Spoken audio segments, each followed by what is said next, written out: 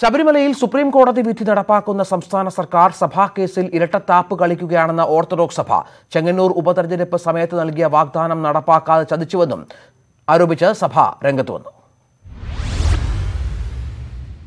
സഭാ കേസിൽ സുപ്രീം കോടതിയുടെ അന്തിമ വിധി വന്നിട്ട് 1.5 വർഷമായി.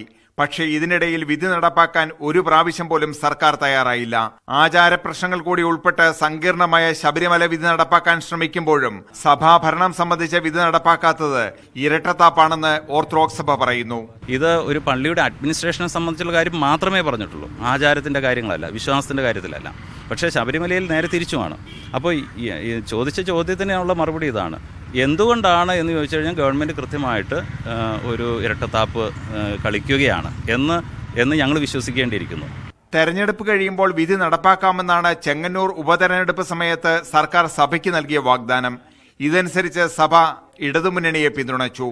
എന്നാൽ തെരഞ്ഞെടുപ്പ് കഴിഞ്ഞതോടെ നിലപാട് മാറ്റിയാണല്ലോ. നമ്മളോടൊരു കാര്യം പറഞ്ഞ് ആ കാര്യം ചെയ്തു തരാമെന്ന് പറഞ്ഞതിന് ശേഷം കുറച്ച് കഴിയുമ്പോൾ അത് ചെയ്യുന്നില്ല എന്ന് പറയുമ്പോൾ, അല്ലെങ്കിൽ ആവശ്യം കഴിഞ്ഞിട്ട് പിന്നെ അതിനോട് മുഖം തിരിച്ച് നിൽക്കുമ്പോൾ അത് ചതിക്കുക എന്നുള്ള വാക്ക് തന്നെയാണ് അതിനു വേണ്ടിയിട്ട് ഉപയോഗിക്കേണ്ടത്.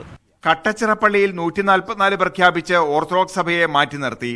എന്നാൽ കോതമംഗലത്തും പിറവത്തും യാക്കോബായ പക്ഷം സമരം നടത്തിയപ്പോൾ കോടതി വിധി നടപ്പാക്കാനെത്തിയ പുരോഹിതനെ അറസ്റ്റ് ചെയ്ത് നീക്കി. ഇത് ചതിയും നാടകവുമാണെന്ന് സഭ ആരോപിക്കുന്നു. 1000-ൽ താഴെ ആളുകളെ നീക്കം ചെയ്യാൻ പോലീസുകാർ തന്നെ പറയുന്നത്, ഞങ്ങൾക്ക് ഒരു വണ്ടി പോലീസും 10 മിനിറ്റും ഉണ്ടെങ്കിൽ ഇത് ചെയ്തു തരാമെന്നാണ് അവിടെയുള്ള പോലീസുകാർ നമ്മളോട് വ്യക്തിപരമായി പറയുന്നത്. പക്ഷേ മേളിൽ നിന്നുള്ള നിർദ്ദേശം ഇല്ല എന്ന് പറയുന്നത്. അപ്പോൾ അതിൻ്റെ അർത്ഥം എന്താ?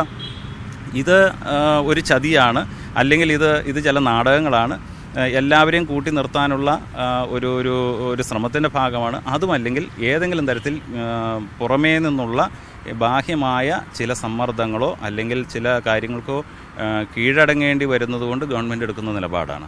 ശബരിമലയിലേതുപോലെ സഭയുടെ കാര്യത്തിലും നീതി നടപ്പാക്കിയേ പറ്റൂ എന്ന നിലപാടിലാണ് ഓർത്തഡോക്സ് വിഭാഗം. ന്യൂസ് 18 കൊച്ചി.